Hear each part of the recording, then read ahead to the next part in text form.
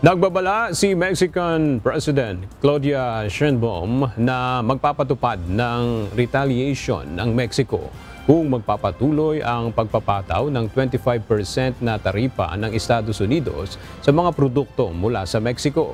Ayon sa mga eksperto, magdudulot ito ng malawakang pagkawala ng trabaho sa US at magpapataas ng presyo ng mga produkto.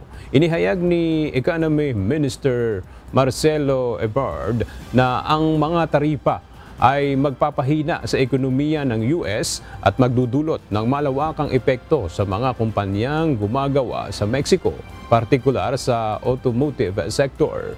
Nagpatuloy ang pagtaas ng halaga ng Mexican peso laban sa US dollars matapos ang pagtawag ni Sheinbaum kay Trump upang talakayin ang mga issue ng droga at migration.